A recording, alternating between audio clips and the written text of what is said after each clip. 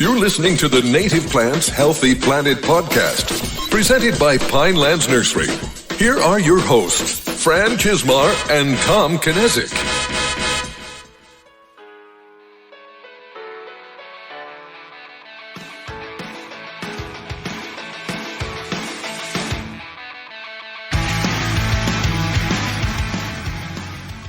Welcome back to the Native Plants Healthy Planet podcast presented by Pinelands Nursery. I am Fran Chismar. And I'm Tom Kinezic. Welcome to episode 150. That's like a milestone. Yeah, I guess they're all milestones. Yeah. We were waiting on 200 is the next, or I guess is it 250? I'm looking forward to 250. I actually was mapping it out. 250 should happen right around the 5-year anniversary of it. Like it should coincide almost perfectly. That's a long time from now. That's a big commitment, man. Yeah. Oh, well.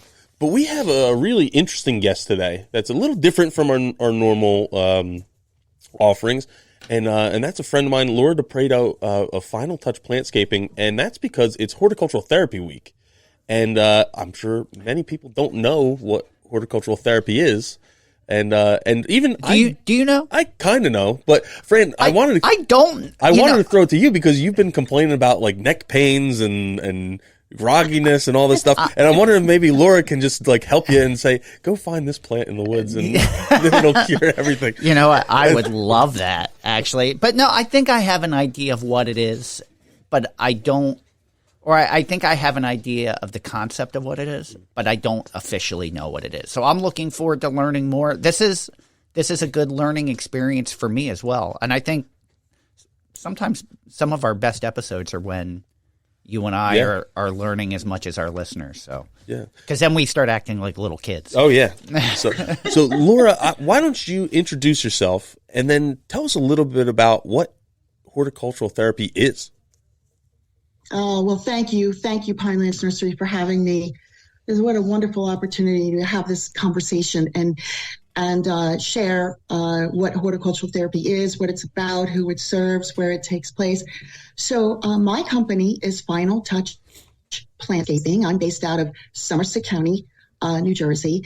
And I started the company in 2008, and I specialize in customizing activities and programs, writing them, facilitating them at host sites throughout New Jersey, and connecting people to plants during their day. And so one thing I want to put out there right up front, if I can, because it's really important. We all know what gardening is, and we're going to get into that. But as part of my services, horticulture as therapy, the goal is not the success of the plant, although in a vocational program, it would be. The goal is about the process of that connection for a person or for a group, and what that process affords that individual as it's happening in real time. And so I provide the services that make this possible for quite a variety of populations. And we do it at their location. So I'm always a guest in a multitude of settings, anywhere from adult day programs to long-term care, memory care, assisted living, post-acute care, hospitals for patients as well as for the medical staff, arboretums around New Jersey as well as in Pennsylvania.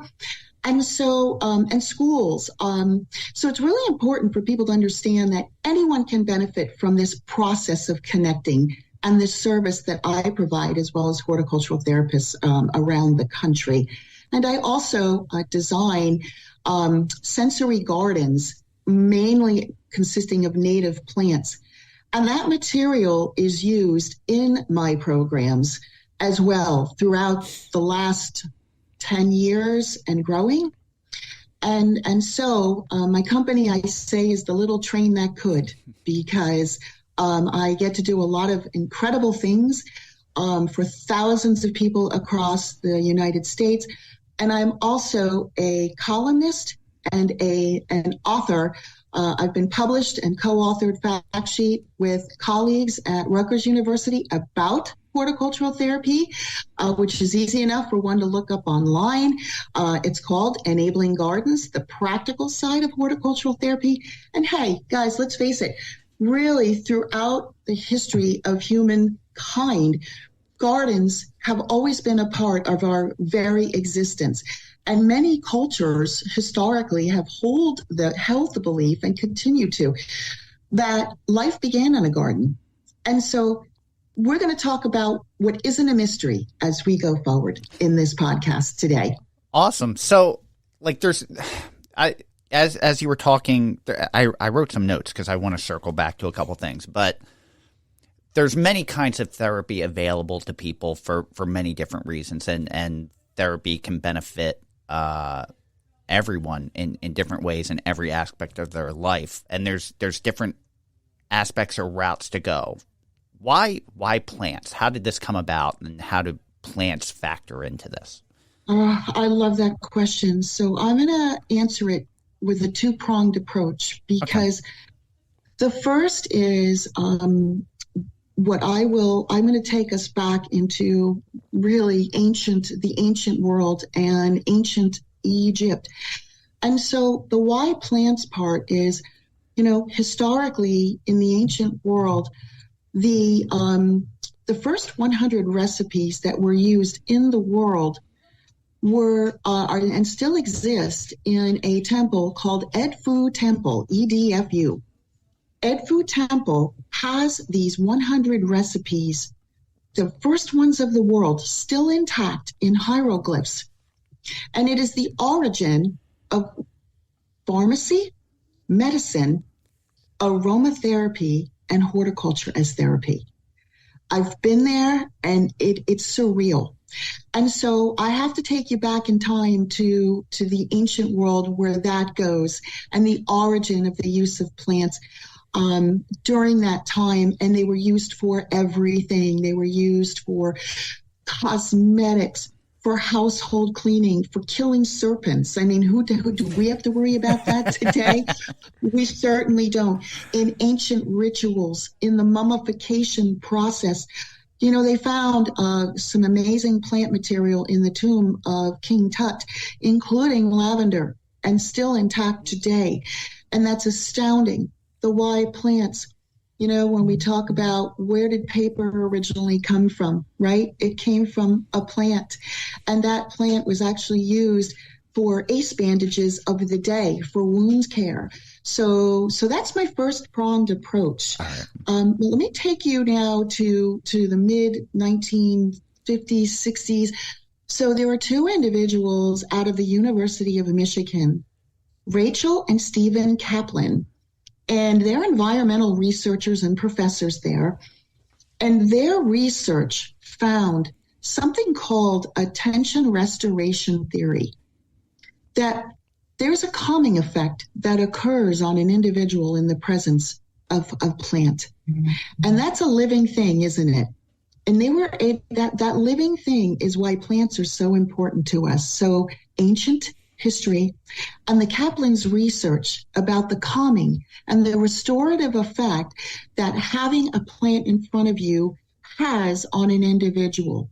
And that's astounding because it validates and removes the mystery of gardening is my therapy, my plant therapy. We say those things, right?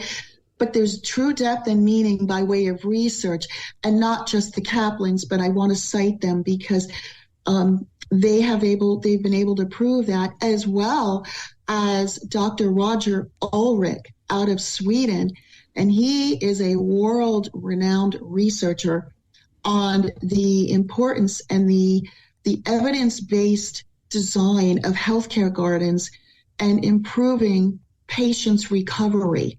He was the first to determine that a view from a window for patients recovering from gallbladder surgery recovered much quicker with a view of nature out their window than those who didn't. And so I must cite these individuals because they are cited over and over again, and their work is well known. You can Google both of them, and certainly Edfu Temple and the origin of literally pharmacy, medicine, aromatherapy. how it's transformed and what it is today. And not to mention the following, I think you guys could certainly agree with this. Isn't there a universal appeal of plants? Oh, definitely. Right? Yeah. Definitely. Oh, yeah. I mean, there just is, right? And that's you look at regardless. I'm sorry. Go ahead. I was gonna say you look at there's E.O. Wilson and his whole concept of biophilia and then biophilic design and incorporating plants into design. I think it's there's an East Asian airport where the entire thing is just designed as a jungle, and I can't remember what city it is, but and you find that all over now. Yeah. You find that in corporations. You find that in, like you said, in airports and the most almost the most unexpected places, don't you?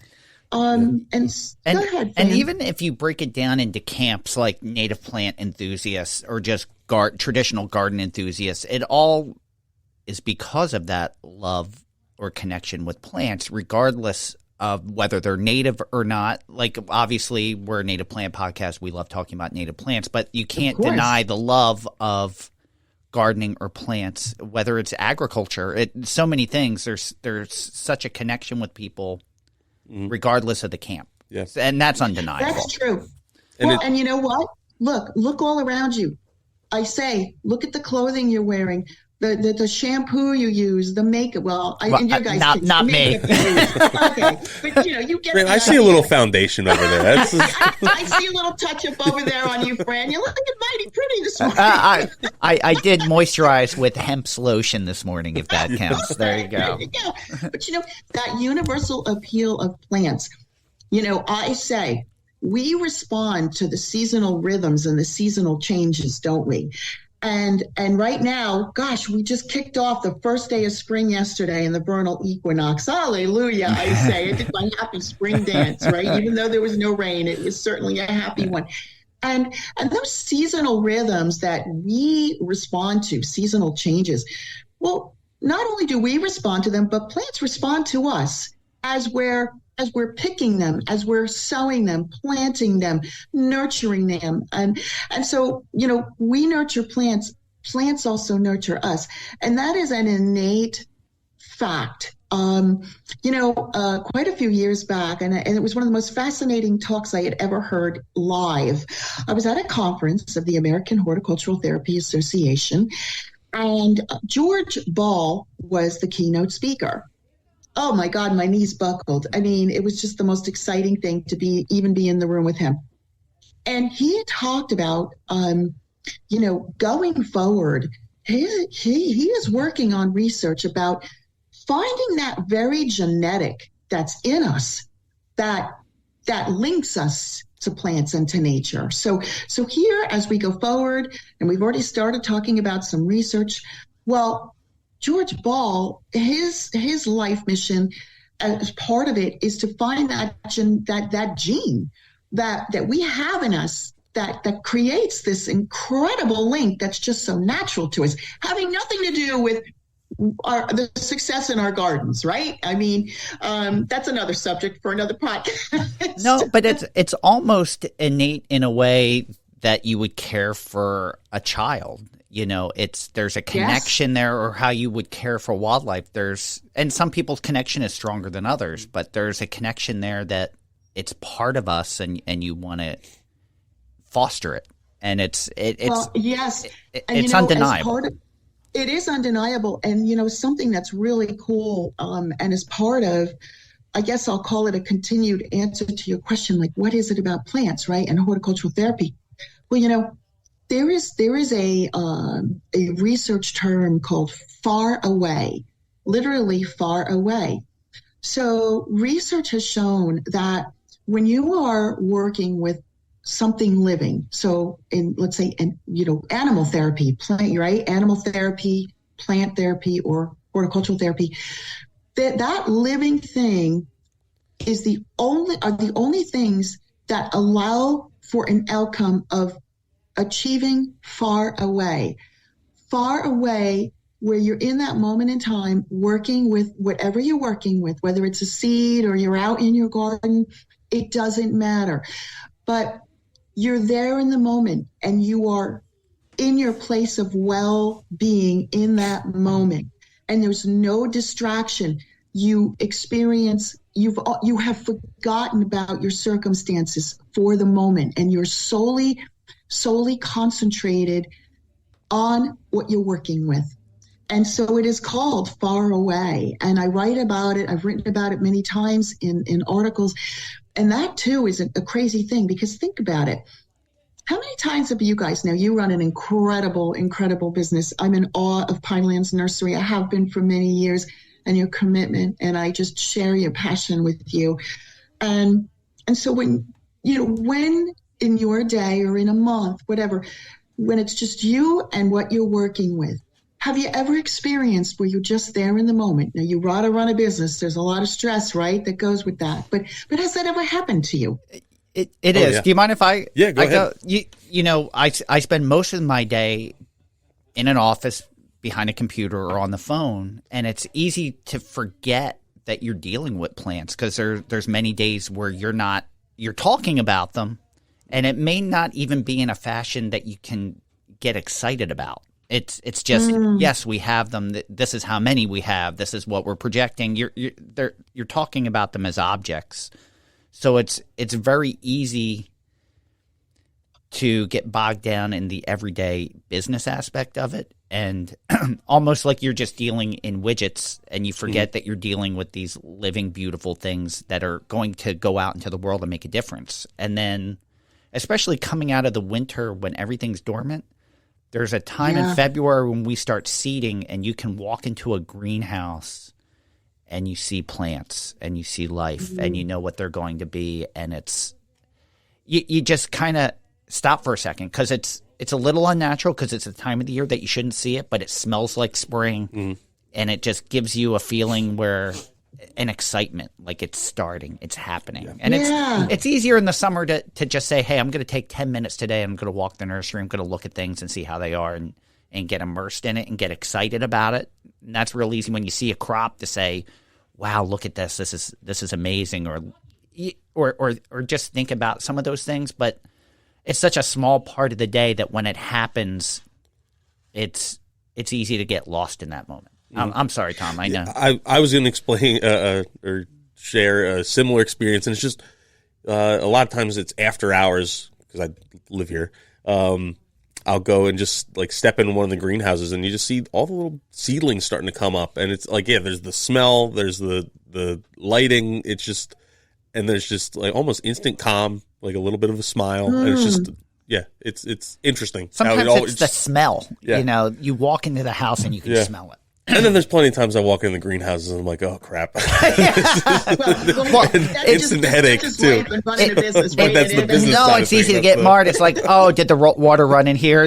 Or something like, or oh, the rabbits got in the house last night and ate half the house. God, the temperature's off, and then it's not just one thing. It's like 10 things that require your urgent time and attention. But so that experience. And it's the same thing, like, and Tom can, with a young child at home, like, it's easy to get marred into dirty diapers or an ear infection and non-sleep and all these things that are just everyday things that you deal with. But then, you get first words, you get things like, and you get lost in the moment, and it's. And then an added thing of that, and you kind of mentioned it, and it was something you said about how people can heal faster, just having a view of plants and outside, not even being next to plants. Right. But I was just on my phone the other day, and I was looking through old videos, and I have a video it was like a On This Day video that came up, and it was of my son, so when he would have been 1 3/4, not 2 3/4, running through a greenhouse full of plants, and even just seeing that is like, at the moment when I recorded it, I was like, "Oh, is he going to trip? Is he going to fall?" Like, I'm a little nervous. Right. All the natural things. Like, that you I'm trying to take this video. I'm busy, and but seeing it now is like, it's just like a really calming, like, cool thing. Just seeing the video, not even living it like I did in the moment. That is so cool, and it's so interesting to hear your responses to this, and they're unique to you, aren't they? So. Fran, right? You can't respond the way Tom is. Tom can't respond to the way you do. And that's really important, because we, in horticulture therapy, we never want to interrupt that process by interjecting how someone should respond and how someone should express, or the pace at which that person is working. Now, of course, in a vocational setting, the pace kind of does matter, because there's timelines and deadlines. But, we're talking about social horticulture or therapeutic horticulture, and the vocational horticulture therapy programs. They have very different treatment teams. I'm part of many different treatment teams. They're not all the same, depending on where the program is. And as well, the goals of what we're doing together as a team with either the individual or the group. Pretty much I'm working with all groups. I don't have individuals currently as I once did. That'll happen again. But nonetheless, it's the custom piece here on how that program is carried out, that ensures that every participant experiences success on some level. And a big part of that is never intruding upon what they're doing. Of course, like I said, guiding them, that's different. You're guiding them. I use an example, and it's such a successful tool, if you will. In quite a few of my programs, regardless of the population being served, there's typically someone who, they have medical equipment attached to them of various types. Two, there may be someone who is losing their eyesight or has lost their eyesight. And so the manner in which I guide them is crucial. Now, folks at the table don't know that I'm doing these things, but I have an array of individuals with different needs at the same table. And so everything I do has to set them up for success from the start, from the minute we start the program. Let's just say that we're going to plant seeds today in our program. So I bring some native seeds, and it's all about choice too, giving them choices. Oftentimes in the settings where these individuals are, they don't have many choices. So in horticulture therapy, they're allowed to have choices. So in this case, they're looking at seed packets. Oh my God, I love this. Echinacea. I used to plant this when I was a little kid. I used to, pull the bees off, and, I didn't like bees, or I used to just be fascinated by the bees and the butterflies. But anyway, it elicits incredible responses from the second they see the seed packets, and they're choosing them and they're responding. And now I'm guiding them to, okay, now they're going to learn about, what's on the seed packet, reading the labels, and then they're going to plant their seeds, and the method and how they plant the seeds, and the order of the soil. We talk about soil mediums. Not too much, though. I don't want to overwhelm them with too much of the science during these programs, because these programs are not science-based. They are about the person first, and the science gets folded into it. To any level of discussion and degree, depending on who that population is. And so from start to finish, they are responding, they are expressing, they're curious, they're going back in time to memories, and sharing social experiences in their life that maybe they no longer have. So when I say social horticulture therapy, it's social about connecting to, let's say, the seed packet or the flower or the plant plug, whatever it is, that is a social program. And then connecting them to others around the table. So there's the outward social aspects of the program where they're socializing with others. And so it's an absolutely fascinating process to be part of and to literally facilitate with these teams from start to finish. I want to go into the benefits of this, but before I do, I just want to clarify for our listeners. And I know we're speaking about this organically, that that these connections are something that we all have. But I do want to point out, even though we're discussing that, Laura is a trained professional. Yes. And this, even though the concept of horticultural therapy dates back hundreds and thousands of years, it has evolved into a modern day practice. So yes. I just want to point that out. I don't want our listeners to confuse connection with process. Thank you for that, Fran, and I really appreciate that, because it was my goal that we talk about that today within this podcast. Is very, very important. So, couple of things. So I am a professionally credentialed horticulture therapist. So, and that is achieved through the American Horticulture Therapy Association, also known as the AHTA. You can go on ahta.org and you can see what is required in the credentialing process to become an HTR, horticultural therapist registered. And so that is separate from both the degreed and the horticultural therapy certificate programs that are offered both in this country, and I'll mention the universities in a second, as well as in other countries. So here in the United States, and specifically, we have Rutgers University, Delaware Valley University, University of Florida, University of, Kansas State University, I don't want to say that in the wrong order, and Michigan State University. Okay, so these are both, they offer either or both certificate horticultural therapy at a minimum 2-year certificate programs and or degreed programs. So Michigan State University was the first to have a master's in horticultural therapy program. And that is a very important piece of information as far as education goes, qualifications go, and credentials go.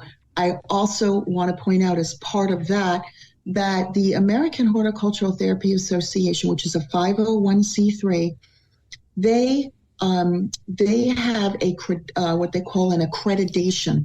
So they have a pretty intense accreditation program. I believe it happens every 5 years. So these very colleges and universities that I've mentioned have to be re-credentialed, re-accredited, not re-credentialed, re-accredited. That's different from credentialing. And that is extremely important because they go through a very rigorous process to achieve that and to keep it. Awesome. I appreciate. Thank you so much for clarifying that. I just wanted to make sure we were clear with that moving forward. Yeah. But Thank you. I do want to talk about the benefits of horticultural therapy. One of the things that you said earlier that stood out to me was memory care. Yes. And I just wanted to discuss some of the benefits that people are hoping to achieve from this. Okay. Well, I'm going to start with something that is by way of benefit that is I continue to be in awe of, and it happens a lot. So with the individuals I work with on the spectrum of dementia, with and without medical complications, in both day programs and then stay programs where they are staying in memory care. These individuals may be shut down. They have no communication. They do not communicate. Many of them are highly functional, but they don't communicate. And many have no cognitive abilities, and they are nonverbal. You have a mix. Within this population of ability. And when I'm in a program and there's an individual or individuals who are not communicating and not participating in any way prior to my arrival, suddenly are singing and they are recalling, and suddenly they are somehow telling a story, or they're making the sound of a bee, or they're motioning like a butterfly would fly. So they may not be speaking because their recall, their memory in the files of their mind upon seeing or smelling or feeling that plant material does this to them. And so I have to share this because It is the most incredible thing to witness on a weekly basis with this population. And I might add, we're talking ages 40 and old and up. So we're not talking seniors and the aged population. We're talking 40 and older. So at up to 106, I might add. So that spectrum is age 40 to 106 in that population and who I work with. And that is a benefit that I hope paints a beautiful, beautiful picture of the impact that horticulture therapy does deliver continuously and consistently. It also affords the following: reduced stress. People have stress. That is a fact, right? No matter who you are. And the spectrum of that, of course, varies. Reduced blood pressure, increased appetite. How many people stop eating or there's no reason for them? They lose hope. And as part of that, they're withdrawn in every aspect, whether they're in a wheelchair or they're in their beds or they're moving around and very physically able, but they're nonverbal. And so, as well as socialization, as I shared earlier, that socialization is both with the plant material as well as with another human being.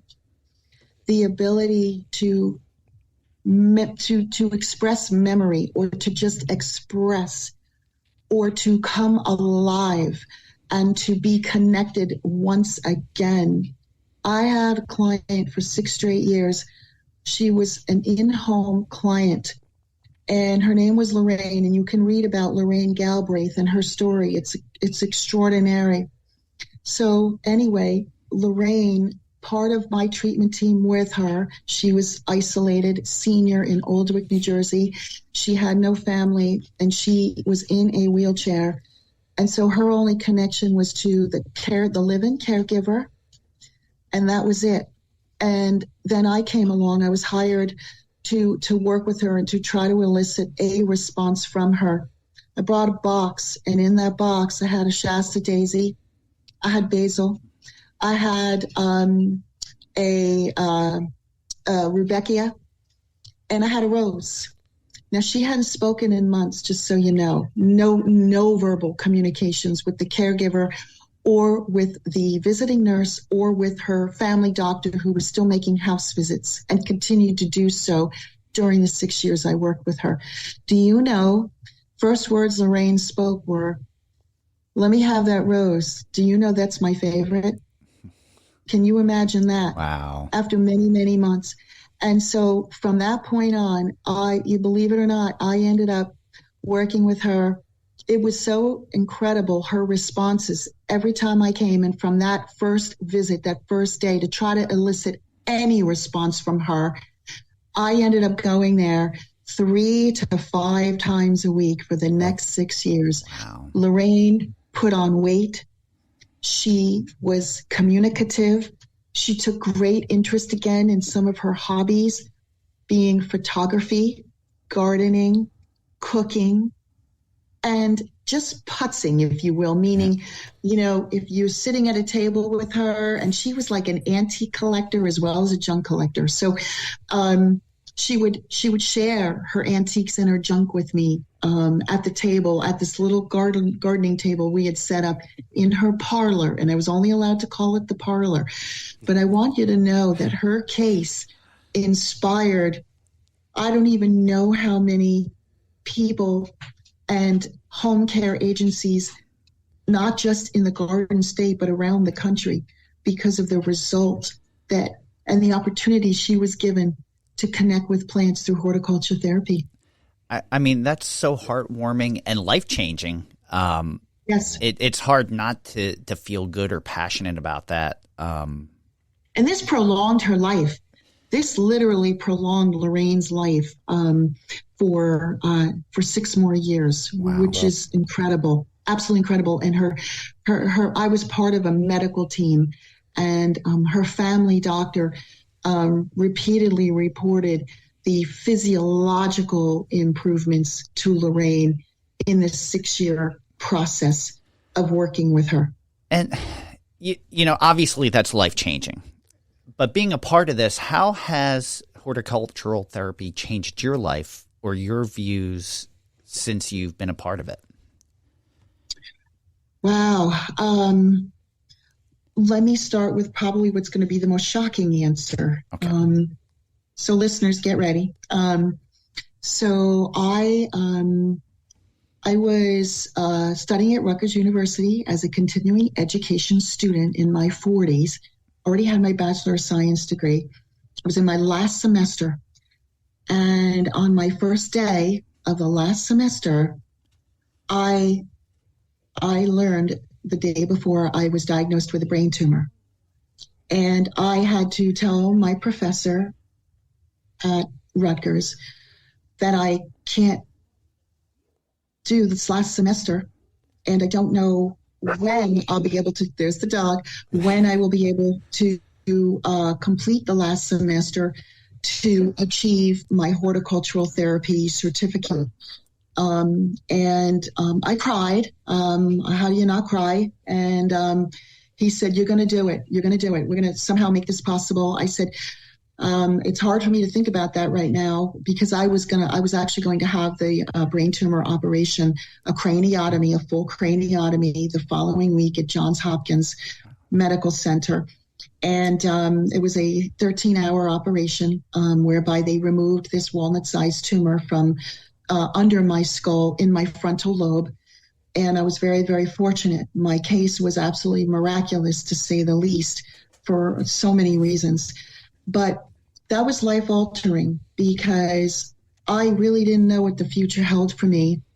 And I was in my late 40s, and I was so determined. I just started my company. I was determined to get my horticultural therapy certificate so that I could achieve becoming a registered horticultural therapist, which, by the way, took me another 5 years after that with the American Horticultural Therapy Association. And so as part of my recovery, two amazing things happened. One, I figured out how I was going to recover here at home when I was finally home. And I was going to find ways to plant seeds, to weed, to look at my garden and figure out what's coming out and what I could put in. And as part of that, it meant I had to find adjustable tools, something I could hold that wasn't heavy. My balance was quite off for a year. I did have traumatic brain injury, TBI. I no longer do today, but I do continue and will for however long the surgeon doesn't know.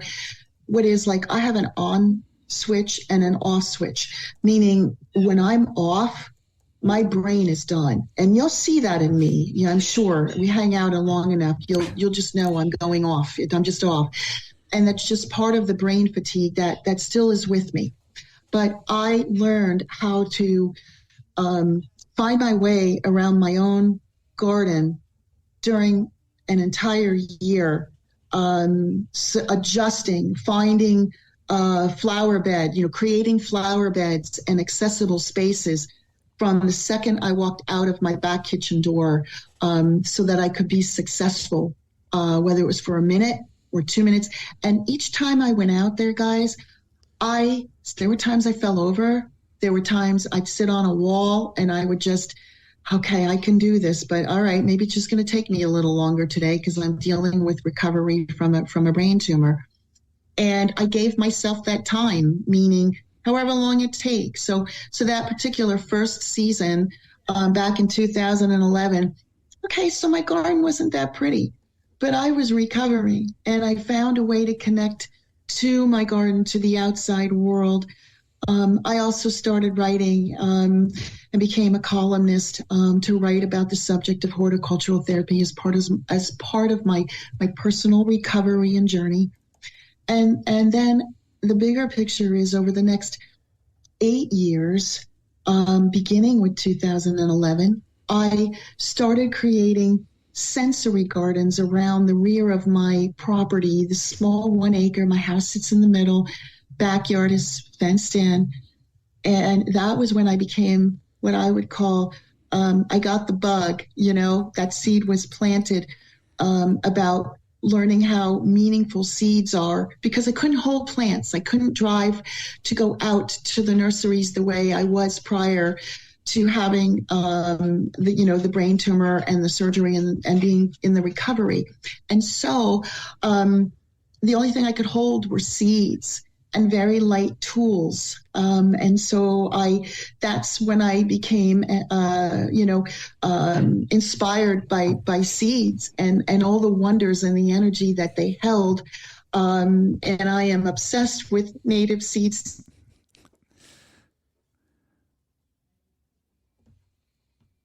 They're always here. I'm having coffee with them in the morning, talking about native seeds. And I'm grateful for that. So I know that's probably a longer answer than anyone would have expected, but it truly changed my life and my mission. Laura, you are such an inspiration. I want to thank you for sharing that with us. I didn't know that, and I wasn't expecting that, and I want to thank you for sharing that with our listeners. It made me really wonder, when that happened, you were already on your path to horticultural therapy. It was almost as if something had interjected to make sure you had the tools to deal with what was coming your way. That is so true. And, I'll tell you what, if I look at, let's say, my journey before my path, but I was on a path, but I was doing something differently. I was in the field. But this whole concept of horticultural therapy really became real and personal when the brain tumor journey began. And it was like I was just going to be hurled into a direction that was meant to be. I know it probably sounds a little strange, doesn't it? No, I don't think so at all. I don't know. I'm a true believer in paths being laid out for you. And it kind of feels as though like everything clicked into place for a reason. And I try not to question those reasons, but just roll with it. And it just, I don't know. It's almost like goosebumps that you were already on this path and being given tools to help you for your next. And that continues to happen. I'm just in awe, and continuously reminded of those twists and those turns that are just meant to be, that are what I'll say out of my control as I'm on this path. It's amazing to me that I've been able and continue to work with populations, medical staff in big hospitals, as programs as well as special events. And these are medical teams where OR teams to de-stress them before they go into the OR or when they come out, to give them a brain break from their day. Mental health, behavioral health teams, oncology teams, cancer treatment teams. I said oncology, but cancer treatment has so many directions by way of the staff and what they need to do, as well as the patients on their journey. Gastroenterology, pulmonology, brain tumor, neuroscience. And I've walked these halls in so many times, not necessarily at those hospitals for my medical circumstances, but in my journey, I want everybody to know I had 41 operations. Wow. The brain tumor was just one of them. And so I've been in all those departments. I have been connected to so many of these medical personnel who devote their lives every day and show up at their jobs to help people, including me. And I consider what I do as a horticultural therapist as a mission as well as an incredible service as a give back, because its benefits are just endless. And I get to facilitate it every day, witness it every day with people who are very able-bodied. But we're all on that spectrum, aren't we, of the human circumstance. And it's a matter of degree. It's just a fact. And it's at intervals. So what's happening to me and the degree in which it's happening, what that looks like, well, it's going to be different for you guys, right? It's going to be different for our listeners. And so I'm just coming in, and horticultural therapists around the country are just coming in and meeting the patient or meeting the client or client groups wherever they are at, and running with them as facilitators to bring these benefits that horticultural therapy provides. I work with the autism population as well. I do not want to leave them out of this conversation, beginning with the age of 6, as well as over 21. And when we get to the over 21, we're talking about vocational horticultural therapy, introducing them to skills, to learn something, to be able to achieve some skill sets so that perhaps they can actually they can work a job and be part of a job team in their work environment. And veterans as well. I have many veterans in my programs. I do not want to leave them out. During World War II, the nurses who were in the hospitals treating our wounded soldiers, they ensured that flowers were at their beds. And so I make sure that flowers and plants are present for so many people, because they even just seeing them. And so when I talk to you guys about seeds, and I know you provide so many incredible native seeds there, and how critical those seeds are to the hope and the opportunity that those seeds bring in just the form of a packet that I can deliver on my mobile cart that goes through hallways of so many facilities. And people just saying, can I have that? Oh my God. I love Rebecca. Oh my God, I love parsley. Oh my God, I love daisies. Whatever it is. And then they stop me. I mean, I'm accosted, but it's the most incredible experience on a daily basis to be accosted in this way. Yeah. I mean, we never forget, seed is the pillar for everything that we do. It all starts with the seed for us. And it makes you, that and these stories make you appreciate life and celebrate life and the results and celebrate those results. And what better way? We have a whole week of Horticultural Therapy Week to celebrate this. So if we could just talk, I know we talked about horticultural therapy, but what is Horticultural Therapy Week, and how should we go about being a part of that celebration? So Horticultural Therapy Week was accomplished by the American Horticultural Therapy Association back in 2006, solely for the year 2006 with Congress. So Congressman Price out of North Carolina put together an incredible resolution number 92 for Horticultural Therapy Week for the nation for 2006. And so that was the start, and it was to coincide with the beginning of spring, the first day of spring and the vernal equinox.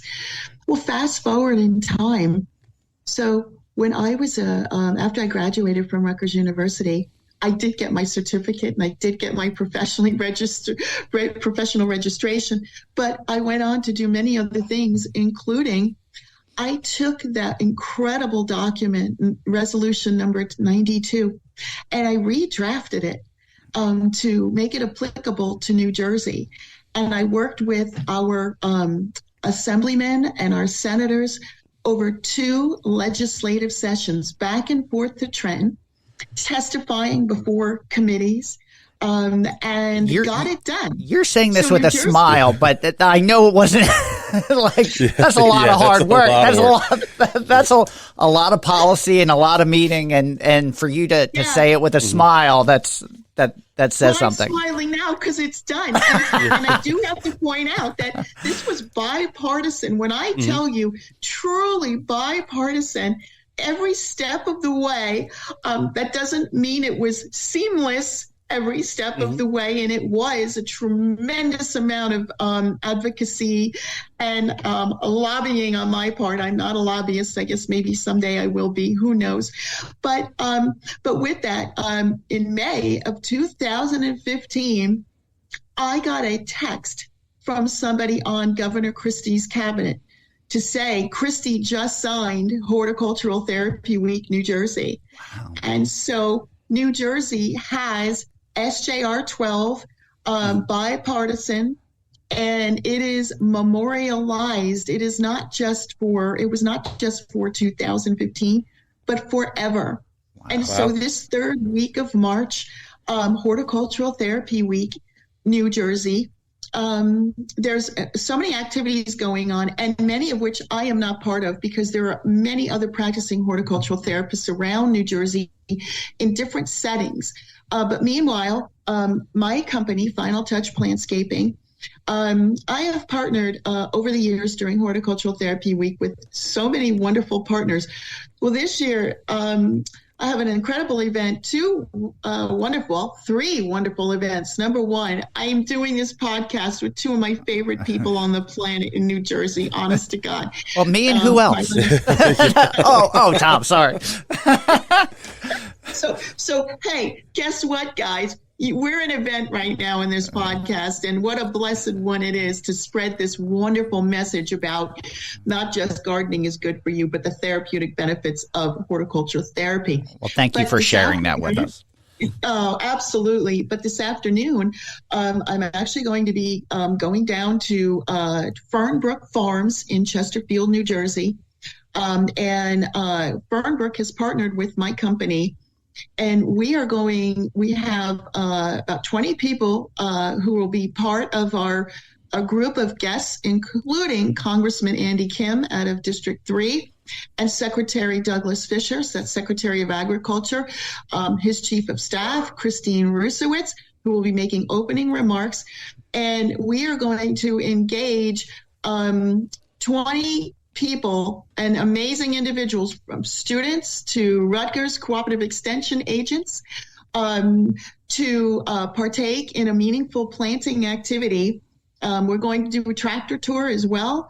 And I'm going to talk about horticultural therapy as we engage in a multisensory 5-sense experience. And as you said, Fran, it's easy to forget about, just stopping for a minute. Well, the folks who are there today, well, they're going to have no choice but to stop with me in the room and go far away somewhere.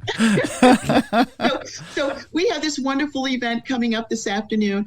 I have an article coming out. I'm a guest columnist with Gannett Publishing. I was a monthly columnist for them for many years, and I've written an article about horticultural therapy, which will run in New Jersey papers this week, so you'll wonderful. see it.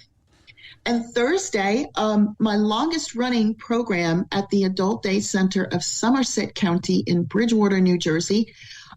We are going, the New Jersey Nursery Landscape Association and I are actually co-sponsoring the event. I've been running that program. It's a day program for people on the spectrum of dementia with and without medical complications. But we are going to bring activity not just to my group called Horticultural Connections. They name themselves the Horticultural Connectors for the past 9 years, but the entire Adult Day Center staff and the members who are going to get activity bags to do a planting activity with their caregivers at home. So there'll be just under 100 people who will partake in planting activities as part of our event at the Adult Day Center, whereby we will actually have Congressman Kane Jr. attending, and Assemblyman Roy Fryman, who is the chair of the Agriculture Committee. Yeah. He is actually crafting ceremonial resolutions for both events. Awesome. as in his role as the ag chair on behalf of the General Assembly. Wow. Yeah. Laura, where do you find the time? Yeah. Where do you, You know how do what? I think that my having a brain tumor, I'm rewired somehow. And so I just have this abundant amount of energy that was installed into my brain. I have no control over it. It's just there.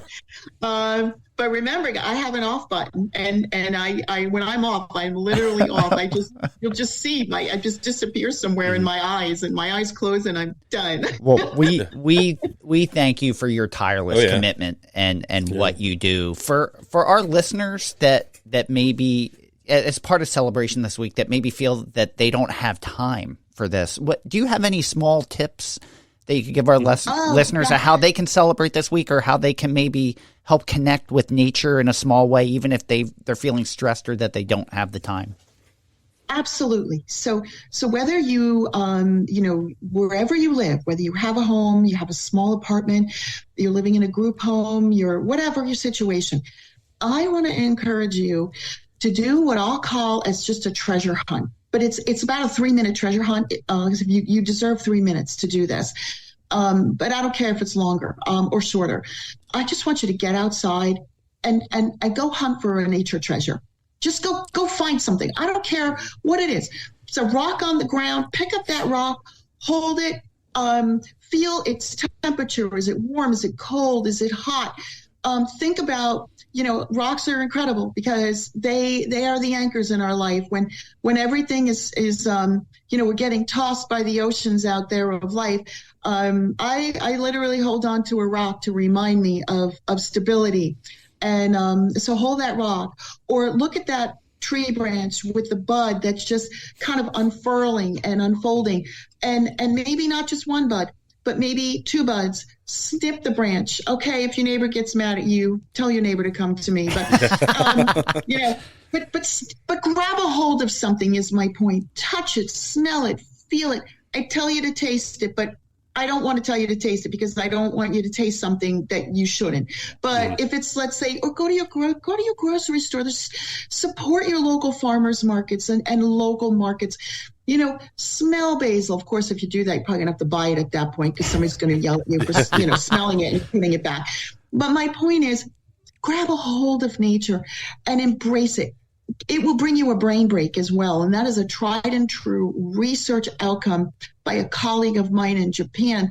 And the result on the frontal lobe during these brain breaks that you can take by holding nature or holding a plant or holding a seed. Visit a local greenhouse. Compare and contrast the air from where you just came to walking into your local greenhouse.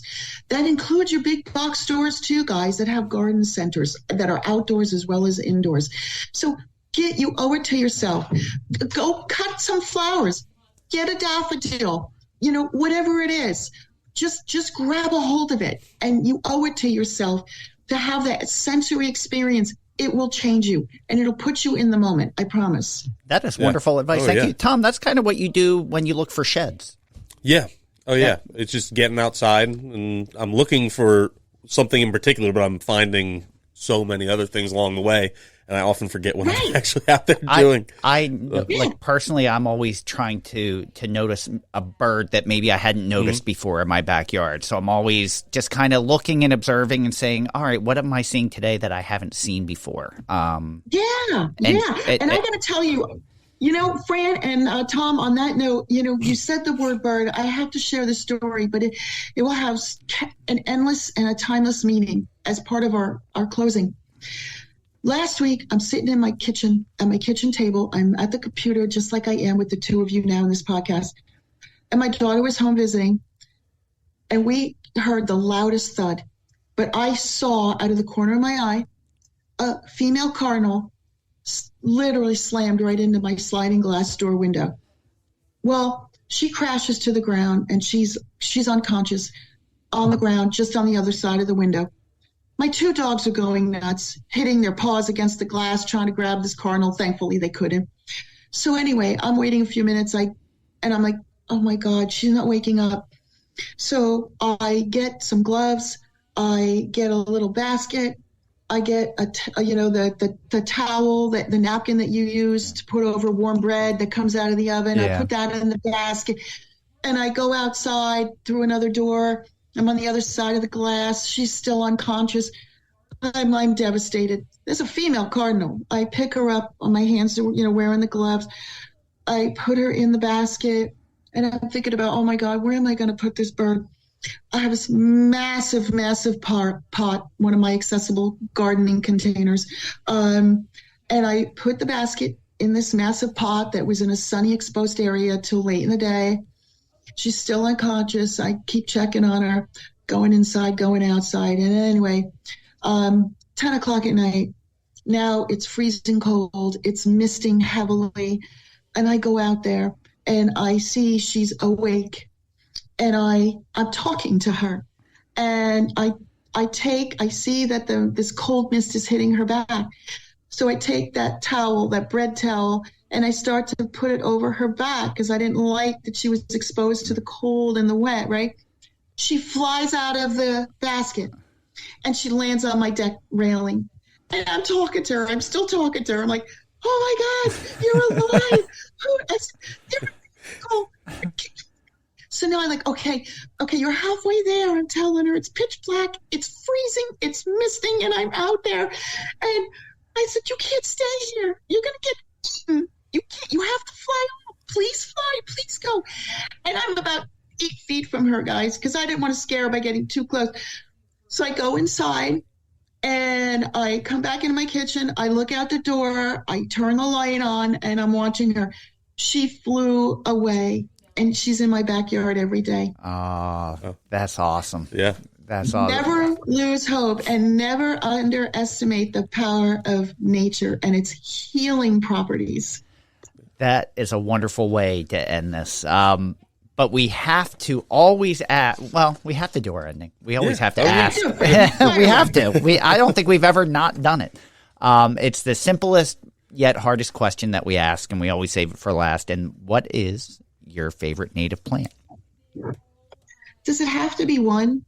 No, it could be many. Yeah. We never limit it. We typically say it's one, but then we don't enforce that rule. Yeah, we never enforce it. All right.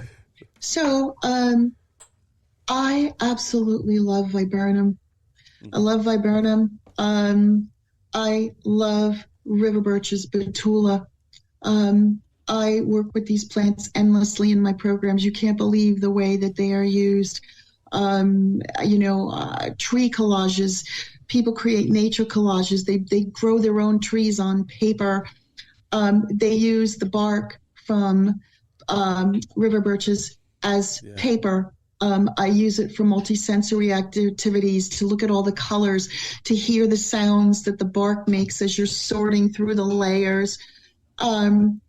Magnolia. I know that we don't have a lot of native magnolia, but grandifolia? I hope I didn't mess that up. Did I get that right, Fran? It's now I'm questioning if it's grandiflora or grandifolia. I think it's grandifolia. I think it is too. And so magnolia, you can't believe the responses that magnolia leaves elicit in these programs as well, because of the beautiful green and the shininess of the leaves and the hardiness of not just this particular magnolia, but the other plants that I mentioned, and their resilience. A lot of metaphors with the use of native plants and the resilience of native material, and the ability for people, no matter who they are, to identify with the word resilience and the word of being durable and the word of being flexible and adapting to your circumstances and managing your way through, no matter you're in drought or you're in flood, right? And hardiness. And I absolutely love, when we talk about perennials, Echinacea purpurea is timeless.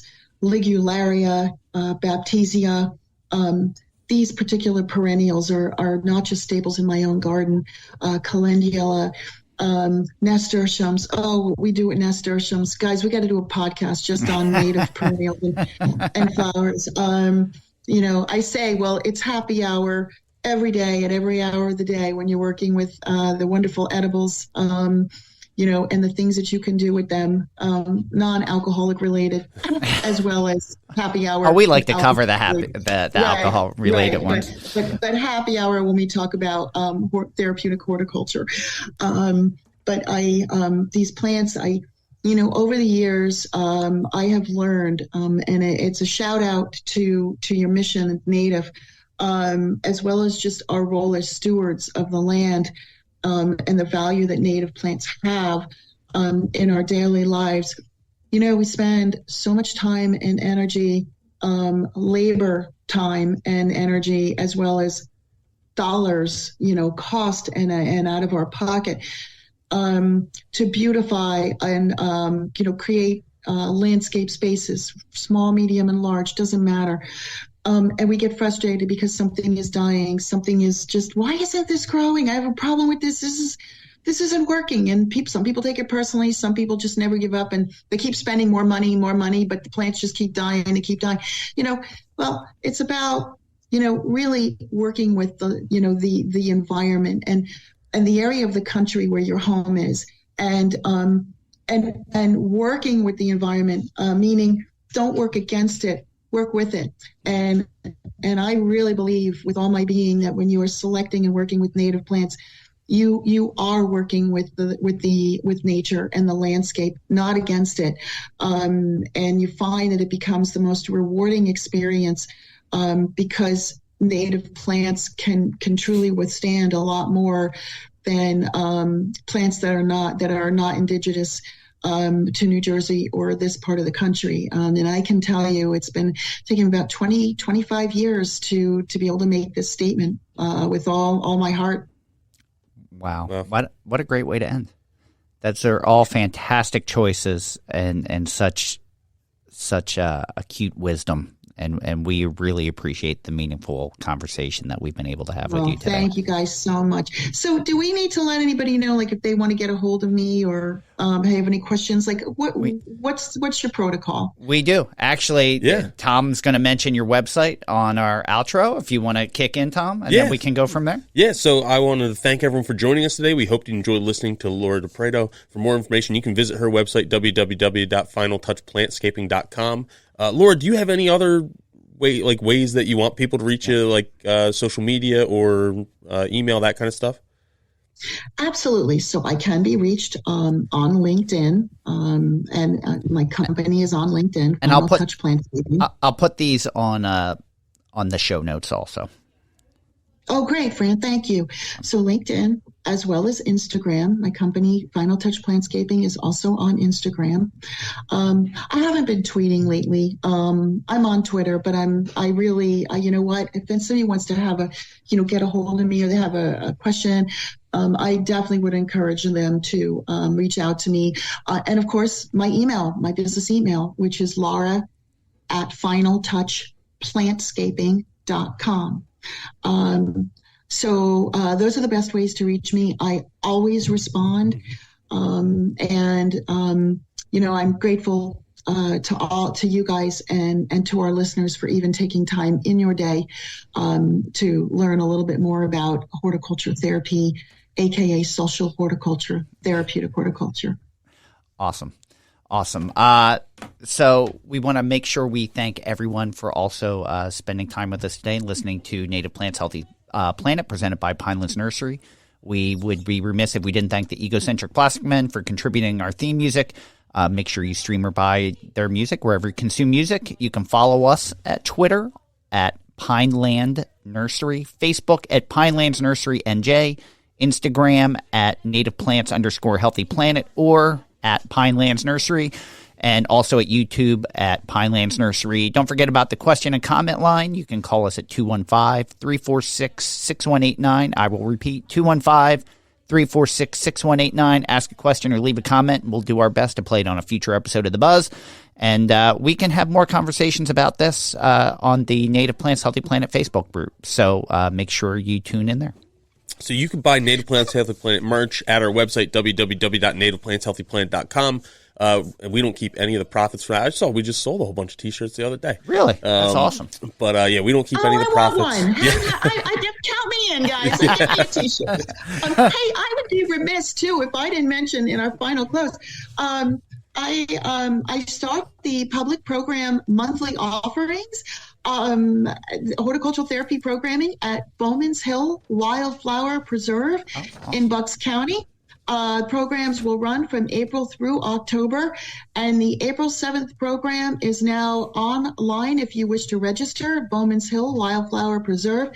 And our first program will be teacup gardening using native plants from the preserve while sipping tea. That sounds right up my alley. That's something, because I have a hunch that there are a handful, I don't know how many people, but there's a handful of people who skip through this part. So I think we'll have to add that to the Facebook group as well, because we love Bowman's Hill. We got to go up there. They're actually the last recipient of the donation of the T-shirt sales, and we still have the check sitting here that we have to go deliver. Yeah, so we don't keep any of the money from the T-shirt sales. We just take that and then give it to organizations we feel are doing really, really good either educational stuff, boots on the ground stuff revolving around native plants. So that's our way of we're not going to get rich selling T-shirts anyway. But we figured, well, we don't need the money, so let's give it to people that we think do. Yes. It would make a bigger impact. So we also asked that you... I'll send you the direct links so you can do that right away, Tom, okay? Perfect. Awesome. So we also ask you to subscribe to our podcast, which is, again, Native Plants, Healthy Plant. You're already listening. You're probably already subscribed. But if you aren't, subscribe, leave a 5-star review. If you do a little blurb with that 5-star review, I will give you a shout out on our Buzz episodes and praise you with all kinds of flowery things. So with that, thank you, everyone. I'm Tom. And I am Fran. Thank you again, everyone. Laura, thank you again for joining us today. Thank you, guys. We have a Buzz episode coming up next, so make sure you tune in. And until then, keep it native.